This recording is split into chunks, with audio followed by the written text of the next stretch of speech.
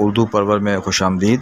آج کی اس ویڈیو میں ہم جناب میر تقی میر صاحب کی ایک نظم ہے، دیکھ تو دل کو جاں سے اٹھتا ہے، اس کے تیسرے اور چوتھے شعر کی تشریح پڑھیں گے، اور اس حوالے سے یہ دوسری ویڈیو ہے۔ ایک ویڈیو پہلے بھی بنائی ہے، اس میں پہلے شعر اور دوسرے شعر کی تشریح ہم نے پڑھی تھی، اور آج اس ویڈیو میں ہم ان کا مختصر سا تعارف بھی دیکھتے ہیں۔ میر تقی میر آگرہ میں 1723 میں پیدا ہوئے اور 9 عمر ہی تھے کہ والد کا انتقال ہو گیا۔ روزگار کی تلاش میں وہ دہلی آئے، جہاں سراج الدین آرزو کے شاگرد ہو گئے، اور اس کے بعد پھر وہ لکھنؤ میں نواب آصف الدولہ کے پاس آئے اور پھر ساری زندگی یہیں رہے۔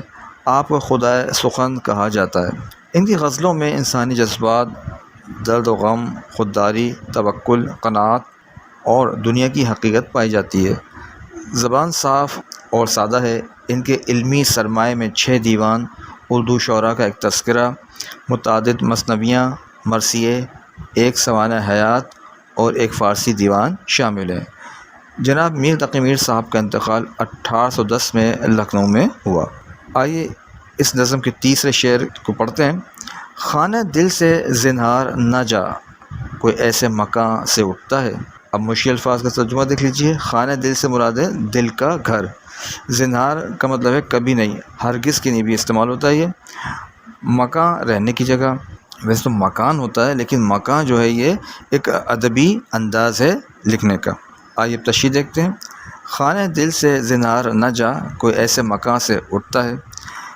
شاعر اپنے دل کو ایک مکان یا گھر سے تشبیہ دیتا ہے اور اپنے محبوب سے کہتا ہے کہ اس کے دل میں محبوب کے لیے بے حد محبت، عزت اور محفوظ پناہ گاہ موجود ہے، جبکہ اس دل کی تمام رونق بھی صرف اسی کے دم سے ہے۔ اسی لیے وہ التجا کرتا ہے کہ اے محبوب، میرے دل کے اس گھر کو چھوڑ کر کبھی نہ جانا، کیونکہ یہ جگہ صرف تمہارے لیے ہی سجائی گئی ہے۔ شاعر یہ بھی کہنا چاہتا ہے کہ جہاں انسان کو اتنی محبت، اپنائیت اور سکون ملے، وہاں سے کوئی کیوں جائے۔ اسی لیے محبوب کو بھی اس محبت بھرے دل کو چھوڑنے کا خیال نہیں لانا چاہیے۔ اس کے ساتھ ہی شاعر ایک جذباتی سوال کرتا ہے کہ جہاں اتنی محبت اور چاہت ملے، کیا کوئی ایسے خوبصورت گھر کو چھوڑ سکتا ہے؟ اس لیے یہاں سے جانے کا خیال بھی دل میں نہیں لانا چاہیے۔ مرکزی خیال اس شعر میں جدائی کے دکھ اور محبوب سے ساتھ رہنے کی خواہش کو نہایت سادہ اور مؤثر انداز میں بیان کیا گیا ہے۔ آئیے اب اس نظم کے چوتھے شعر کے بارے میں پڑھتے ہیں۔ نالہ سر کھنچتا ہے جب میرا، شور ایک آسمان سے اٹھتا ہے۔ نالہ کا یہاں مطلب ہے آہ، فریاد، دکھ۔ سر کھنچنا ایک محاورہ ہے، یعنی بلند ہونا، اوپر اٹھنا۔ آسمان سے اٹھتا ہے، آسمان تک جاتا ہے۔ اب اس کی تشریح پڑھتے ہیں۔ اس شعر میں میر تقی میر صاحب نے مبالغہ آرائی یعنی شدت بیان سے کام لیتے ہوئے اپنے دل کی تڑپ اور دکھ کی گہرائی اور شدت کو ظاہر کیا ہے۔ وہ کہتے ہیں کہ ان کا درد کوئی عام درد نہیں ہے، بلکہ ان کے غم و فریاد میں اتنی تڑپ ہے کہ وہ سیدھی عرش اور آسمان تک پہنچتی ہے، کہ آسمان کی بلندی بھی اس کے اثر سے محفوظ نہیں رہ سکتی، اور پورا عالم ان کی فریاد سے گونج اٹھتا ہے۔